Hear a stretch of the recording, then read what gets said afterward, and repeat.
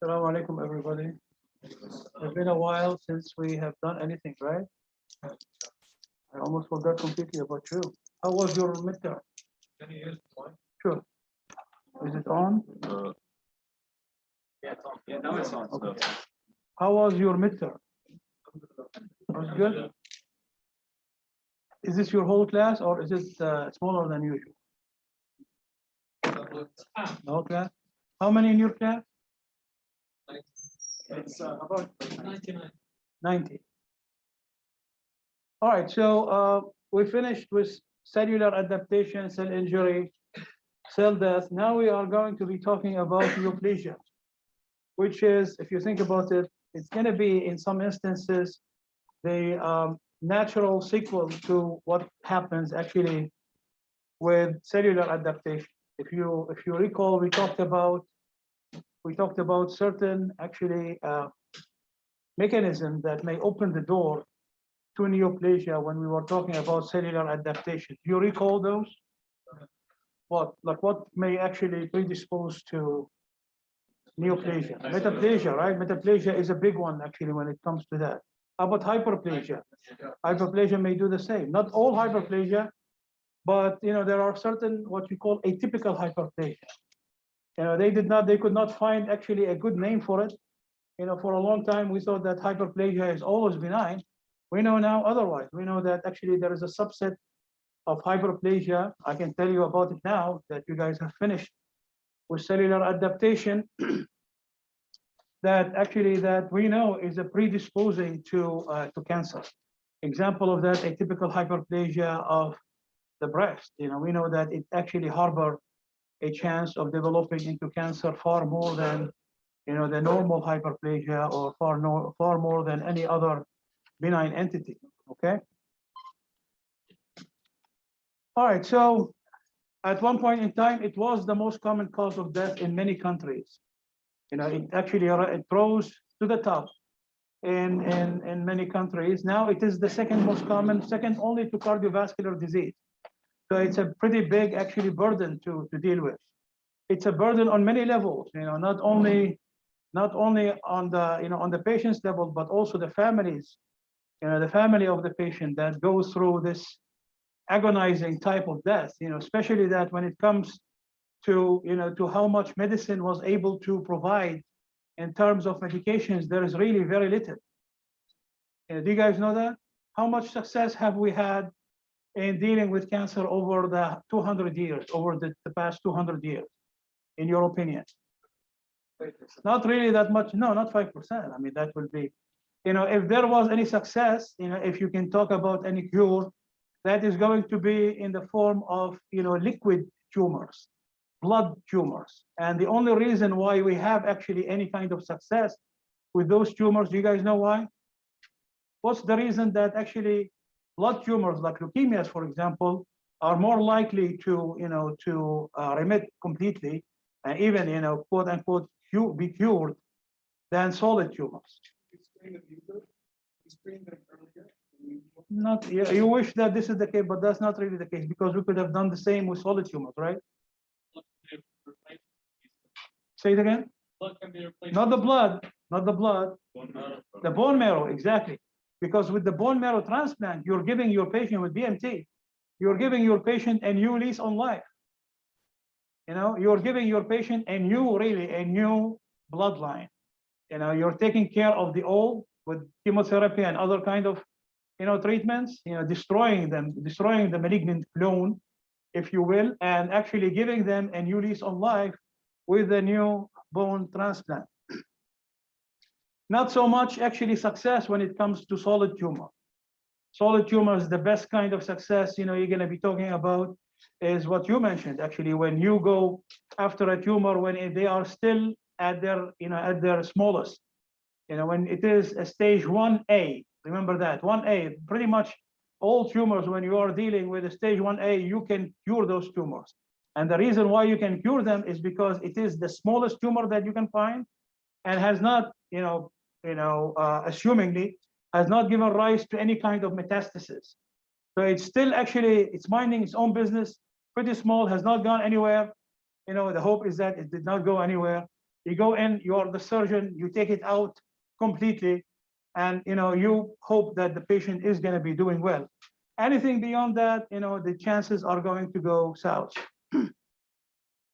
Now, so the patient, the family, and also the economy, it's a huge burden. The type of treatment that you have and the type of support, medical support that you have to give your patients with cancer is also huge. It's a burden on pretty much all countries around the world, and the tab is being increased year after year. So the cancer rates are being increased year after year. Why do you think that this is the case? Why do you think that cancer rates and incidence and prevalence have been increasing over the years? This is a fact.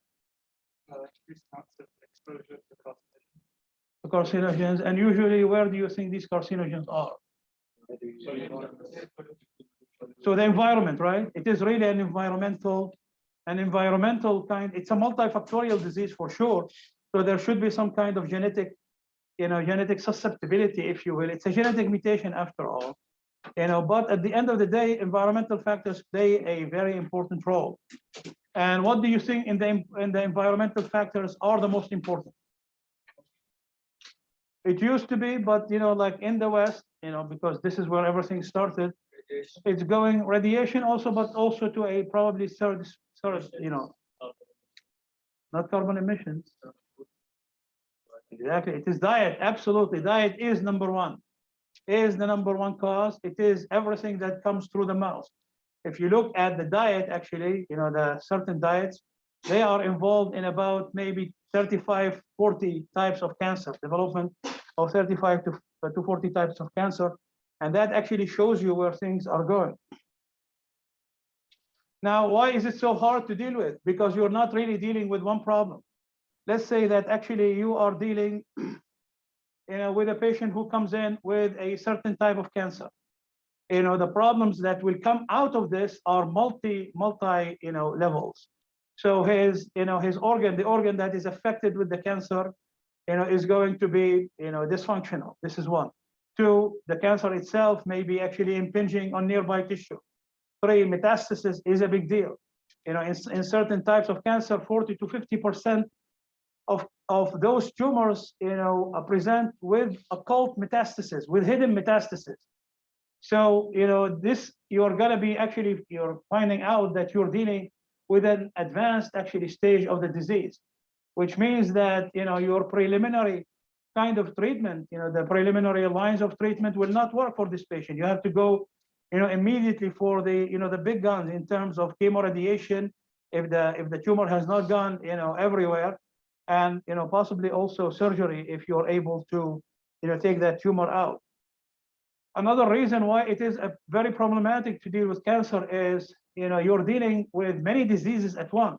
Let's talk about, for example, thyroid cancer. Thyroid cancer, you have many different types of thyroid cancer. Each one of those tumors have its own personality, have its own actually way of giving rise to metastasis. So for example, papillary tumors, papillary cancer tumors versus follicular, type of tumors, versus chromophobe type tumors, versus anaplastic type of tumors, versus oncocytoma. There are a long list of different types of the same tumor, and each one of those tumors have its own personality. Not only this, within each subdivision, there are also further subdivisions. So the papillary type of tumors, certain subtypes of the papillary tumors have this kind of mutation or that kind of mutation. So at the end of the day, you're dealing actually with different diseases altogether, and the treatment in some instances is going to vary actually from subtype to subtype. The prognosis is going to vary from subtype to subtype. We know, for example, that papillary has a better prognosis than follicular. One of the reasons for this is that follicular, which is an epithelial tumor, opt to go through the blood, which makes it more likely actually to give rise to metastasis earlier than papillary, which goes through the lymph node, through the lymphatics. So you can see actually that within the same type of tumor, there is what you call heterogeneity. And that heterogeneity makes it a must that you have to deal with each subtype as a single entity on its own, as a separate entity on its own, and devise what you call, quote unquote, tailored therapy for that subdivision. You cannot do one size fits all. That's not going to work here. You have to actually tailor a specific treatment for that subtype of tumor. And that's why actually learning about the pathogenesis of the disease is going to be critical. When you know how the disease happened, what actually caused the disease in the first place, and how the disease happened, then you can tackle actually the treatment of that disease. Unless you do that, you will not be able actually to come close to treating and curing cancer. Now, one thing that you need to remember actually is that cancer is a genetic disease. Do you guys know that? Did you hear about this before now? Good. So cancer is a genetic disease. The driving force of the cancer cell is the genetic mutation. The cancer cell answers to nothing else except its genetic mutation. It is that mutation that makes that cancer cell divide. It is that mutation that gives that cancer cell the ability to actually go through the blood vessels, invade the stroma, go through the blood vessel, home to distant sites, and place or create metastasis. It is that genetic mutation that will give the cancer cell the ability to defeat chemotherapy. It will be also what gives that cancer cell the ability to evade the immune system. Why does cancer rates rise as the age happens? Mutation, sure. Does that mean that mutation does not happen in young age? It does. Cell replicated a lot. Not really. Immune system, excellent. The immune system is so robust when someone is young. It will be able. There are actually cells that are mutating in the body of everybody at all ages. Okay. The difference is when someone actually crosses, the threshold of 50s, in their 50s, that's actually when their immune system starts to wane, starts to weaken, and as a result of that, that cell actually is going to have a higher chance of becoming a full tumor than someone who is in his 30s. So something to keep in mind. Remember that it is a genetic mutation, and cells mutate all the time. The immune system is there to take care of this of business, if you will. Now, when this immune system becomes weakened, for whatever reason, age, immunosuppression of whatever type, you will see that actually, cancer is going to come to the forefront. So remember that actually it is caused by genetic mutation.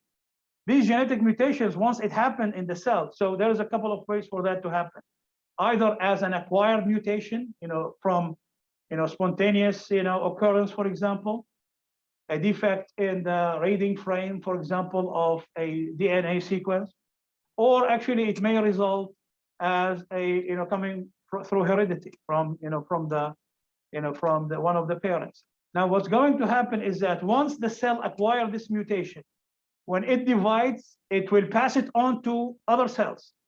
So as a result of that, as a result of the fact that cancer is a hereditary disease, the Darwinian rules of selection will apply. Darwinian rules of selection. Have you guys ever been to New York City? Anybody who has been to New York City before? Have you noticed something about, the people in New York City? Well, no, that's not what I meant really, but whatever you want to say. Usually, actually, I remember the last time I was there was in 1994 when I first arrived to the US.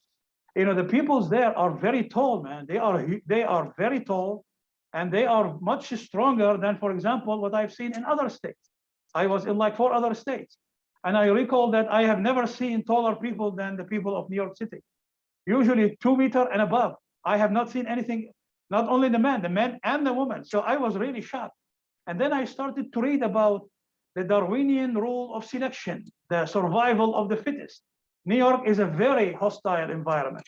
So what, your body here probably have experienced a little bit of that. So what happened actually when you apply forces on a certain group of people, or actually on a certain population of cells, those cells are going to actually respond to these Darwinian rules of selection, either by succumbing and dying because they will not be able to meet those rules, or actually developing mechanism to deal with those rules. So when you are using chemotherapy to treat a tumor mass, you are actually forcing Darwinian selection on this tumor mass. Most of the tumor cells are going to die, but there are actually certain tumor cells that will be able to develop mechanism to defeat the chemotherapy. By doing this, this cell has been selected for survival. And the same exact thing when it happens to the immune system, even at its best, in the 30s and the 20s of someone's lifespan, those immune forces, if you will, are going to meet the tumor cells. Most of the tumor cells will die as a result of this immune response. However, few cells are going to be able to evade this immune response. How does it do it? These cells may develop a mechanism where they are going to incite an autoimmune response by the immune system. So by creating an autoimmune response, what happened to the immune system? The immune system becomes activated and becomes derailed, if you will, because now it is looking in the wrong place after things that are not that important and forgetting about the tumor cells.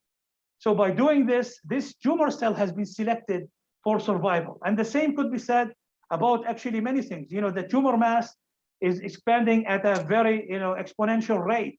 And as a result of that, there are areas within the tumor mass that are going to die as a result of ischemia because there is not enough blood.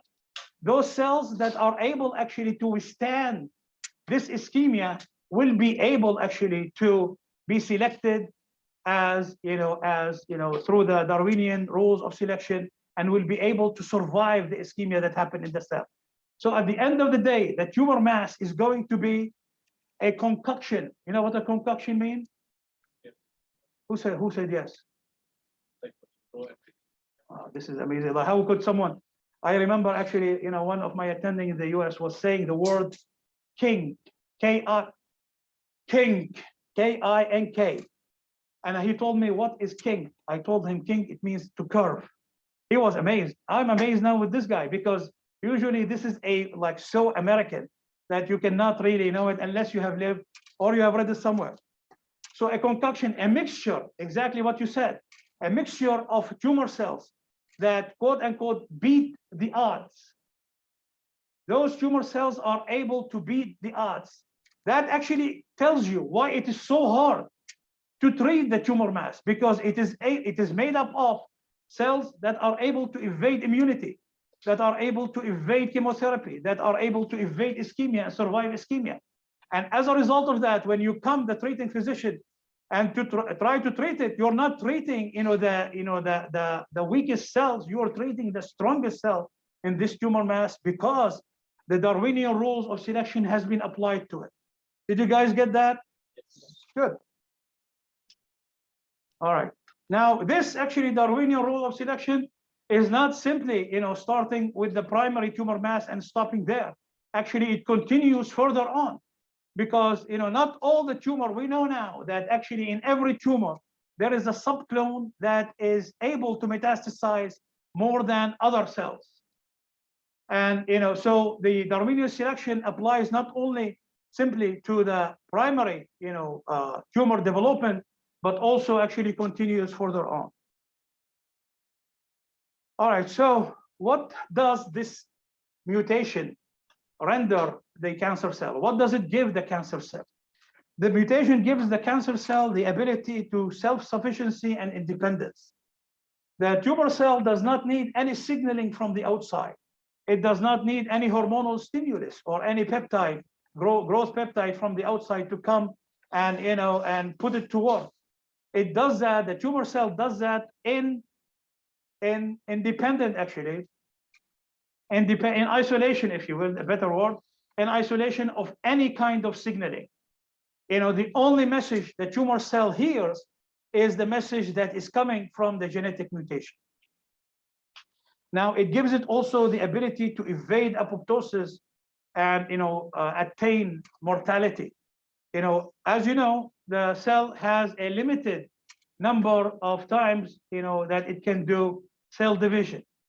What sets that limit? Why does the cell have a limited, the telomere? Excellent. So why does that happen? Is because the telomere actually with every subsequent division is going to be shortened.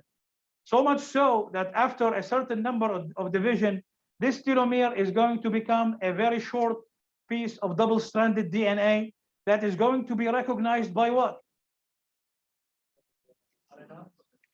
By what gene? How about this? Here's a clue. The P53. So the P53 will recognize when the telomere have become so shortened and so shortened and so small. And once that happens, the P53, which is the guardian, of the genome, is going to, tell the cell, enough already. You have done your job. Thank you very much for your service.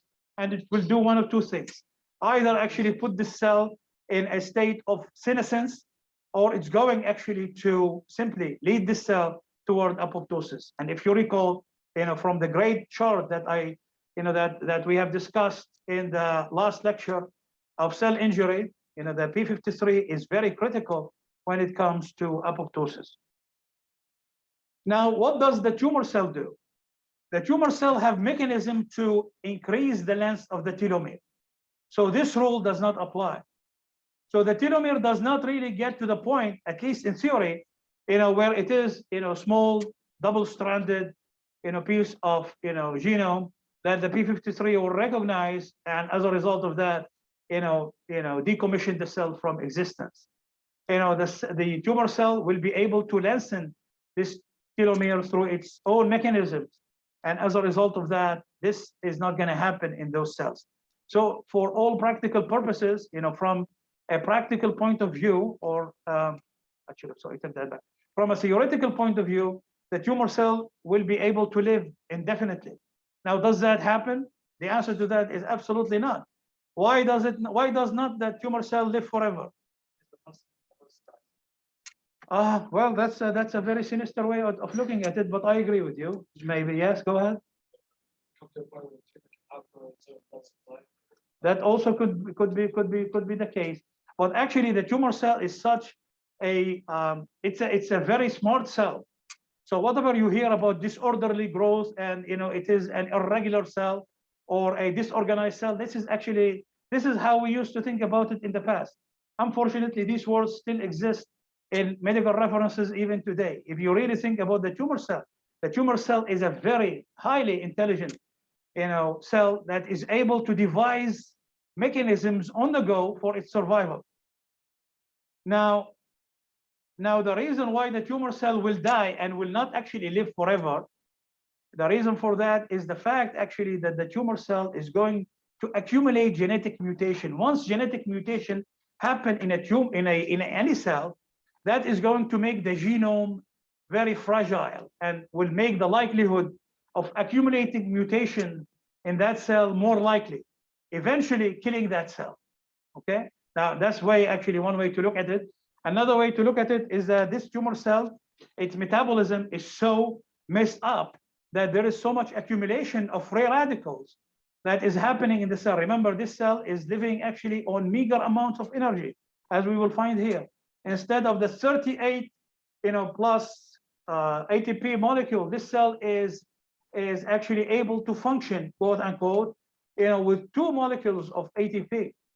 And as a result of that, a lot of the cellular functions are not really happening because that tumor cell exists only for one reason, which is to replicate and give rise to a tumor mass. Okay. So as a result of that, a lot of the normal cell functions will not be there. One of them is going to be the ability to neutralize the free radicals, and that's going to actually kill the cell eventually.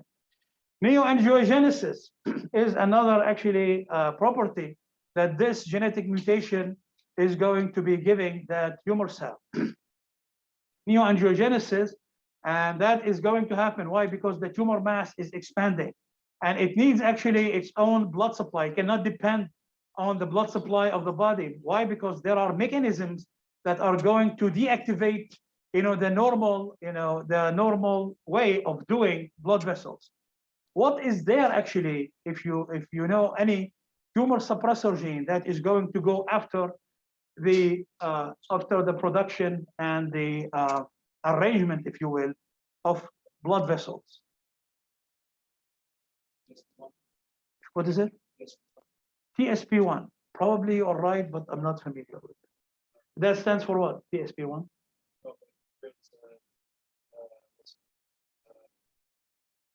It has to degrade the HIF1 alpha. Okay, TSP1. I have to check on that. VHL. I was looking for VHL, the von Hippolindau gene. What does it do? It's a tumor suppressor gene. And how does it do its tumor suppressing effect? By actually going, and what your body here said is absolutely correct, is that it's going to go after a specific gene known as the HIF1 alpha. How does that happen? When the tumor mass is expanding, there are areas in the tumor mass that are going to suffer from ischemia. Those cells, that suffer from ischemia will have the HIF1 alpha, the hypoxia-induced factor 1 alpha, okay, is going to be upregulated, okay? And why is it upregulated? Because the HIF1 alpha is going to recruit and activate the VEGF, the vascular endothelial growth factor. And also, will recruit and activate endothelial cells to the site that is needed.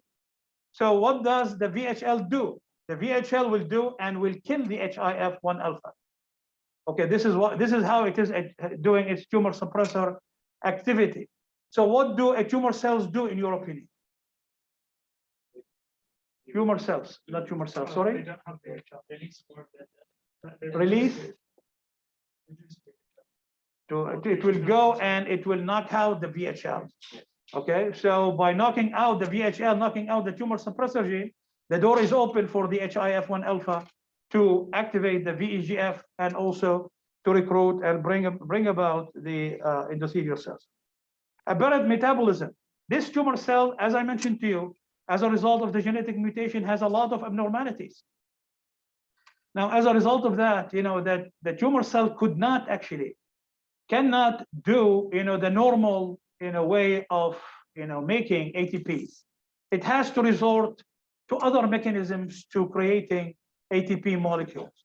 Why? Because its whole system, especially the nucleus, is messed up.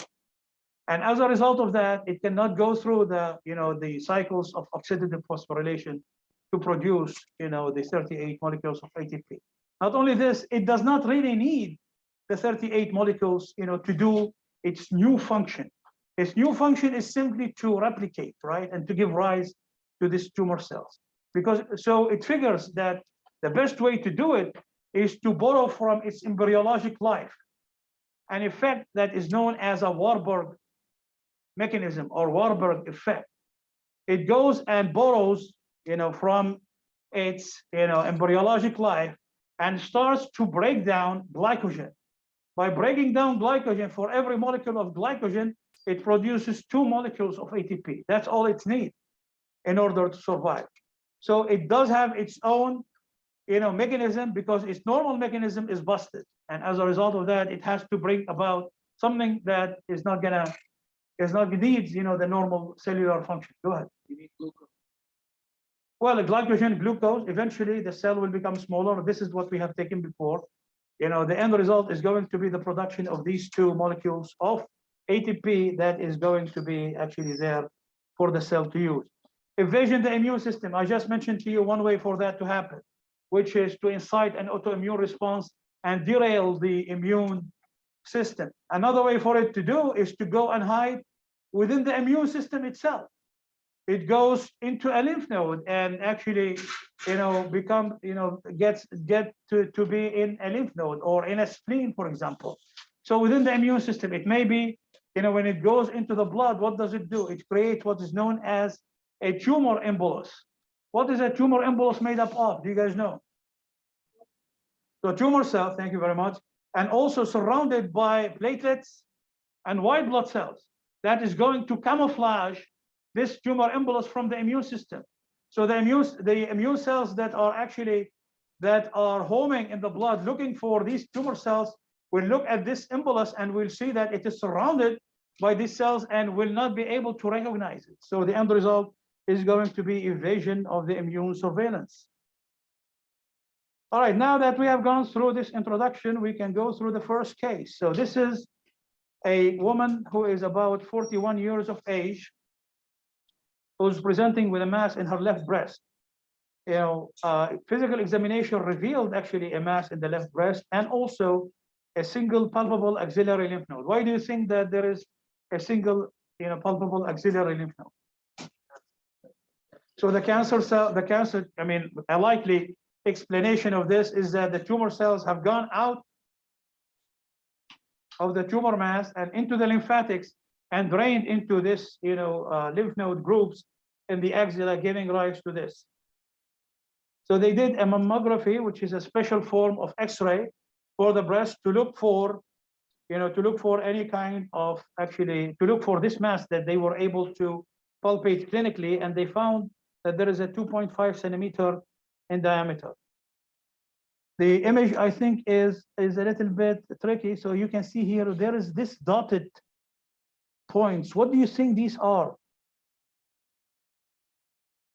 These very, tiny dotted, or tiny dots, if you will. Go ahead. Not microphone. You cannot see a microphage. If you can see a microphage on an X-ray, you will be a new type of pathologist. Go ahead. Yeah, you can say it. There's no. I will not make fun of you. No. Well, this is another type of pathologist. Yes. No. Necrotic tissue. Not necrotic tissue. This is microcalcification. This is what they look for when they do the mammogram. They look for this very micro calcification that are going to indicate the possible, quote unquote, possible presence of a tumor. That's actually if they are screening for, breast cancer. This patient is different. This patient is coming in with a palpable, a tumor mass already. Okay, so that's a different scenario. But mammography, if you guys have heard about that, there are always campaigns, of mammography. Have you ever heard about this? Yeah. Okay, there are campaigns about mammography. Why do the campaigns happen? They happen because actually this is, how you catch actually a breast cancer in its, in its infancy, when it's very small, so that you can go about it when it's still a 1A stage, if you recall that. All right, so they actually did a special form of operation, surgical operation. It's called modified radical mastectomy, where they take actually in past years, it used to be that the mass, the breast, the whole breast, the muscle of the chest wall will be ripped out and taken out, in addition to axillary lymph dissection. Now, there is a modified kind of procedure where after a lot of clinical data came in, of course, this is very ancient. This is not really new. A lot of, clinical data came in and showed that, the radical kind of, of treatment is somehow equal actually to a modified, radical mastectomy. So they opted for actually going after, the breast itself or after the mass itself. So, and you can see that in surgery and in medicine pretty much, in every field, that you are trying to limit the amount of tissue that you're taking out. You're not trying to expand it. If you can take this, a smaller amount of tissue with the same, hopefully with the same result, this is what you go after. Always the conservative kind, if you can apply that. In this case, there's unfortunately you cannot be so conservative. Why? Because the tumor cells are already in the axilla, and as a result of that, they went ahead and they did a lymph node axillary dissection. So they took out all these groups of lymph node in the axilla. Now this is a representative section of this tumor mass.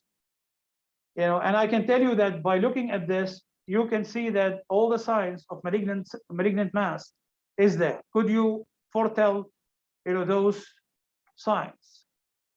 Those actually what you call gross pathology signs. Go ahead. Yellow. The yellowing? No. Go ahead. Say it again. Fat invasion. Excellent. So this tumor mass is already, you can see that it is in the fat. Okay. One reason why it is, why do you think, okay, so it's, let's step back. Why do you think your friend, and he's correct to say that there is fat invasion? How did he assume that there is fat invasion? No, there is a lot of it. Here's the fat.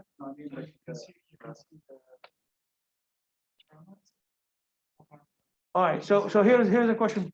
Let's say, how does a benign tumor grow? Let's go and see the other actually, arm of the equation. How does a benign tumor grow? Say it again. Well circumscribed. Excellent. Well circumscribed. A benign tumor grows in an expansile fashion, not in an infiltrative fashion. So it is surrounded by a capsule, either a true capsule that grows with the tumor cells itself, or actually a pseudocapsule that results from the compression of nearby tissue, creating creating that capsule. And then when the tumor mass grows, it grows by pushing actually the border. Okay, does that look to you that this tumor mass is pushing the border, or does it? No. How do you know? Because the borders are irregular. The borders are irregular. And why are they irregular? Because the tumor mass sends tumor cells into the nearby tissue. This is how it grows. It grows by infiltration. It grows by invasion. And how does it do it? By sending actually those quote unquote tongues of tumor cells into the nearby tissue. And by doing this, it is going through this soft tissue, destroying it in the process, but also creating an irregular border. How do you think is that going to make the life of the surgeon, easy or hard when he tries to take it out in one piece? Hard, because you have to take what you call a margin of resection that is clear of this tumor mass when you try to resect it. So by the time actually the surgeon figure out that this is the mass that he needs to take out, he would have sent to the pathology lab sections from all those sites. You see this? This is the skin right here with the nipple. Here actually he would have sampled the whole margin of resection to make sure that there are no tumor cells at the margin. Why? You cannot be so sure, because the tumor cells have infiltrated and they may have reached actually the full depth of this mass right here. So you have to sample it and to make sure that there are no tumor cells at the margin. Okay, so here you have two cardinal signs of a malignant mass. One of them you have figured out, which is invasion, and you are able to do that actually by looking at the irregular border. What is the other very solid sign of a malignant mass. Which exactly? So this is the metastasis right here. You know, the two of them, invasion and metastasis, are the gold standards when it comes to deciding if a tumor mass is malignant or benign. If you have them, then this tumor mass is 100% going to be malignant. Now there are, you know, what you call weaker signs. If you look at the size of the tumor mass, it is large, right? It's about probably 6-7 centimeter in diameter, regardless of what the clinical impression, you know, tells you. So because it's large, you know, that's going to favor more a malignant tumor than a benign tumor. Why is that the case? Because the genetic mutation of a malignant cell is far more powerful at giving rise to a higher number of division, which means a higher, you know, and a larger tumor mass than, you know, the mutation that you see in a benign tumor. Okay, so the size is important as well. Then you see the inversion of the nipple. Could you see this, the retracted nipple right here? What happened, actually, the tumor mass goes through the lymphatics that are, you know, lying beneath the nipple. And, you know, they go through this lymphatics and invade the lymphatics. And then that's going to create, you know, a form of an inflammatory kind of reaction. Then the healing that's going to happen is going to pull this nipple down, resulting actually in this retracted nipple appearance. So all of this are going to tell you that what you are dealing with is a, you know, a malignant tumor mass. But all of this is suggestive. What is going to nail it for you, at least this is what, you know, we pathologists say, is going to be the histologic examination. You know, histologic examination, this is a normal breast. You know, what do you see in a normal breast? You see the stroma, right? You see the epithelial, you know, component in the form of the lobules and the ducts, and you see also the fat tissue, right? Now, if you see in the, this is a normal breast. Always, you know, in pathology, if you want to really know what you're dealing with, you have to put the normal with the abnormal and compare the two. If you look at, you know, this normal section right here, you will see that the lobules are well contained within its boundary. There's a lot of stroma. You look at the stroma between the lobules, and you see that that stroma is free of epithelial component. That's a very important, you know, important finding. Now you look at the fat tissue, and you see also that the epithelial component, which is where you're going to be seeing the cancer, is not there. So there is no invasion of the fat. That's an important, actually, microscopic, a very important microscopic, a golden microscopic, really, clue for looking at breast cancer. Now, this is the section from the tumor mass itself. And in here, you know, you can see a lot of the changes that we're going to be talking about in the next few weeks. You can see actually that instead of the open stroma that did not have any epithelial component, you know, there are epithelial components everywhere, correct? So the only way to assume what happened is that the glands went out of one of the lobules that become carcinogenic and invaded the stroma. Did you guys get that?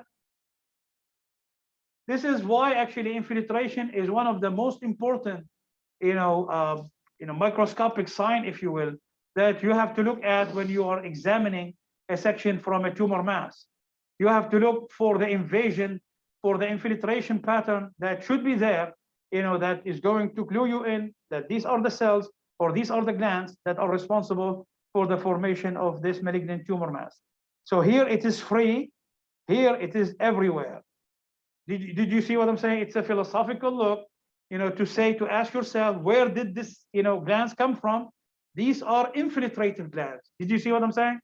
Are you guys with me? Did I lose you somewhere? Okay, remember that infiltration, invasion, that's going to be the first thing that you're going to be assessing, actually. So this is one. Two, you can see actually that there is fat here, right? And you can see that the tumor, you have to take it from me, that these are malignant cells. You know, we have trust between each other, and the POD midterm was not really so hard, right? So you can rest assured that it will be fine, inshallah, eventually. Now I'm telling you that there are malignant glands that are now in the fat. So there is invasion of the fat already. You see that? All of this is fat, okay? And the tumor, where are the tumor cells? They are in the fat, so they have invaded there as well. So here are actually two, microscopic signs that are very important for you to look at. Now there are actually other features. We're going to be talking about them as we go through this lecture, through this series. Actually, not today. So you will see that there is also cytologic features or cytologic signs of a malignant gland. So for example, as an example, but we're going to be finding it again. If you look here in the normal, breast lobule, you will see that the epithelial gland is surrounded by a myoepithelial layer. Okay, whereas here it's going to be, it has lost it actually. So there is only a line of epithelial cells. Okay, a very important cytologic features, and there are other cytologic features that we're going to be talking about as we go through this series. Diagnosis, so that's a malignant tumor of the breast, carcinoma of the breast. By now, you know what a tumor mass, what a tumor or what a cancer is. It's a mass, actually. Now, a mass could be a little bit misleading because there are actually other, what do you call it, mass-like or a tumor-like masses, okay? Tumor-like masses, like what, for example? Sorry, infection, absolutely.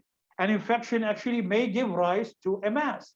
Why? Because with an infection, you have edema, right? You have actually also the influx of inflammatory cells to the site of injury that is going to blow it up, right? To make it swollen. That's going to appear as a mass. So inflammation is there, absolutely. But there are others as well. Example of that, hamartoma, for example. Have you guys heard about a hamartoma? What's a hamartoma? Hamartoma is a collection of tissue that belong to the site, but it's not organized in the natural way. It is haphazardly organized. It's organized in a disorderly way. Okay. So, for example, you will see in the lung that there is a coin lesion. You know what a coin lesion? Coin lesion in the lung, which means it's a nodule in the lung, in the periphery of the lung. And the first thing that you will think about is that this is possibly a lung cancer. You take that section out and you look at that piece of tissue and you will be seeing that it is made up of benign, not malignant, benign, cartilage, benign, bronchial tree, and benign, for example, alveoli. And it is actually, so that's the definition of a hamartoma. It is a collection of tissue that belongs to the site. All of the components that I just mentioned to you belong to that site, but they are arranged in an abnormal way. So there is a true mass, a true tumor, if you will, and there is a pseudo tumor. Remember that. This is something to definitely keep in mind. All right, so here is actually something from past years, but still, I left it here because if you open a book, if you open Robbins, if you open other resources, you're going to be seeing this. And control disorderly. We know that actually, that may not be really true all the time when it comes to cancer, that, that growth is really controlled in many different ways. The tumor cells are far more smarter than what we thought about in early years. Now, eventually, it's going to result in the formation of this mass that is autonomous. It does not need any help from anybody. It marches to its own tune. And the tune comes from where? It comes from the genetic mutation that we have talked about. Now, the division that you need to think about is benign versus malignant, and the features that favor benign tumor versus a malignant tumor. We're going to be talking about those hopefully in the next few slides. All right. So benign tumor. So when you say a benign tumor, okay, a benign true, tumor, it's a tumor that the same way exactly like the malignant tumor, it does have a genetic mutation. So a genetic mutation is present in a benign tumor and a malignant tumor. What's the difference between the two, genetic mutations? What makes actually genetic mutation give rise to a benign tumor versus malignant tumor? The genetic mutation of a benign tumor is a simple mutation, is a much weaker mutation. So as a result of that, the ability of that cell that is going to be derived from this genetic mutation will be limited in terms of division. So as a result of that, the tumor mass is going to be limited in size. Whereas the genetic mutation of the malignant tumors are far more complex, far more powerful. So in terms of its ability to divide, it's going to be far higher than what you see in actually in the benign tumor genetic mutation. Metastasis. What is a metastasis? You guys know what's a metastasis? I think, no, we did not touch it. We are touching about it here. I just finished actually teaching year 3. So I was telling them 2 days ago that we have studied this in POC. I cannot tell you that yet, okay? Hopefully I will be able, inshallah, to tell you at the end. So what's a metastasis? Could you tell me? Right. How does a metastasis happen, in your opinion?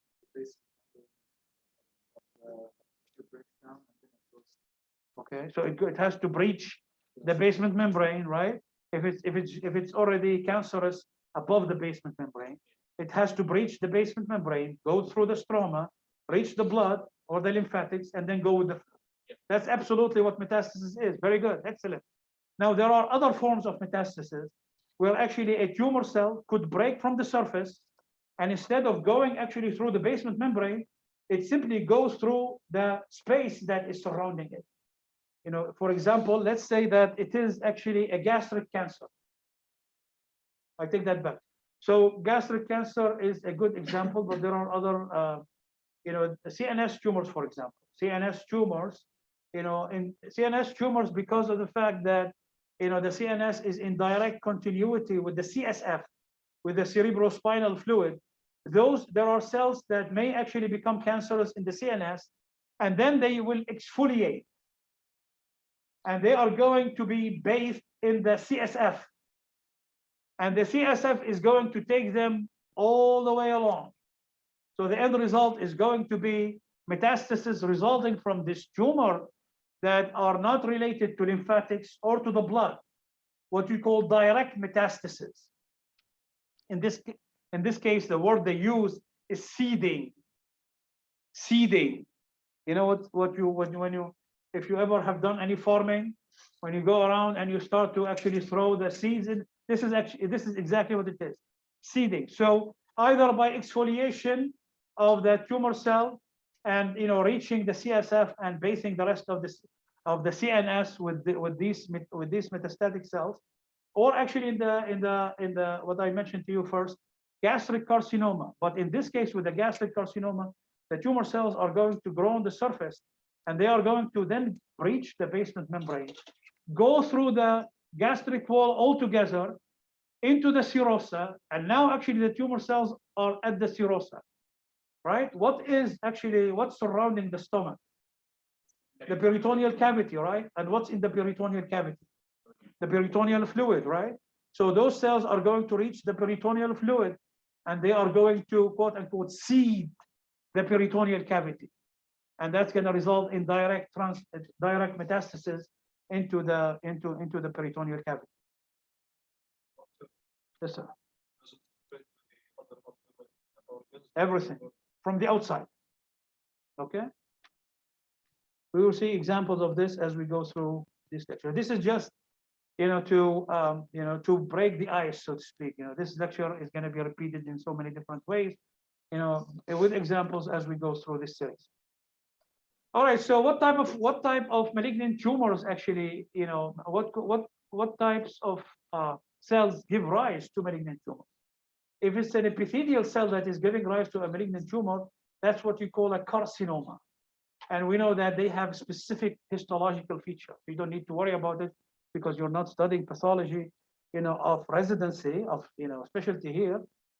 Just remember that. So when it is arising from an epithelial cell, it's going to give rise to a carcinoma. When it's arising from a mesenchymal cell, it's going to give rise to a sarcoma. And there are differences between the two. A carcinoma, usually like in general, when it opts to metastasize, it goes through the lymphatics. Whereas a sarcoma, when it metastasizes, it goes through the blood. So in your opinion, which is going to have a worse prognosis in general? Sarcomas in general, right? Because they go through the blood, which means they are going to they're going to reach far and wide before actually the carcinoma. Now, another actually nomenclature that you need to be aware of is the grade of the tumor.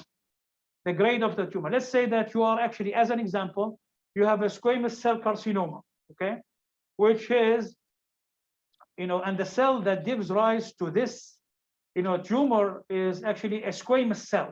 Where do you find the best, the most mature squamous tissue, normal squamous tissue in the body? Skin, absolutely, excellent.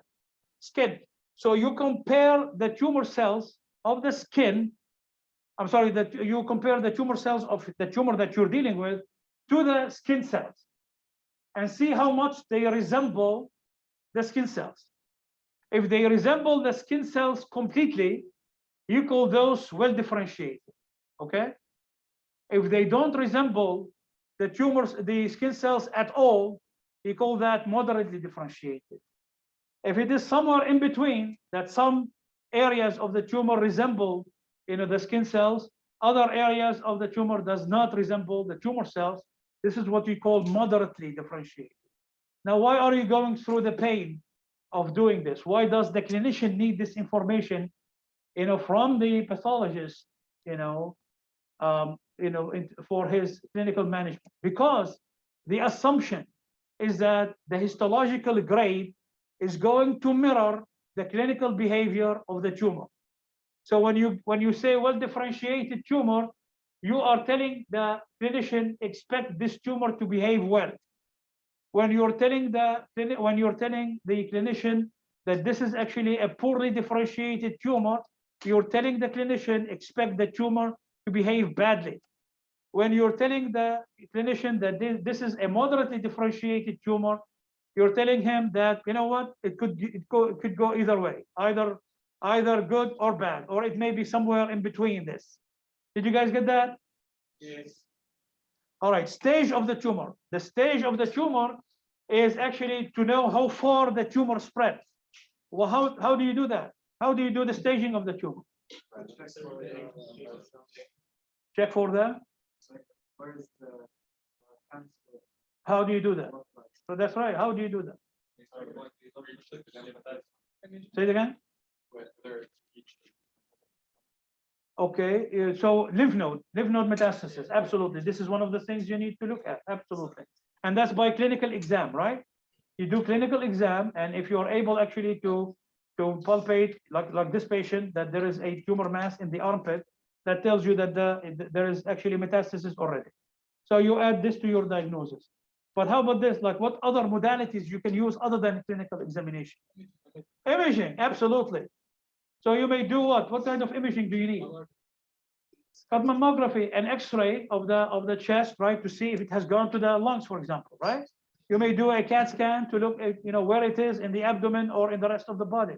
You may do a bone marrow examination to see if it has reached the bone marrow, right?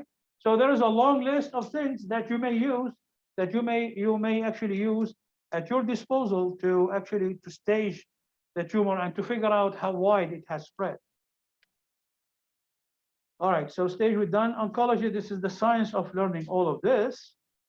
All right, we have gone actually through hypertrophy, thank God, hyperplasia and metaplasia, right? We arrived at dysplasia.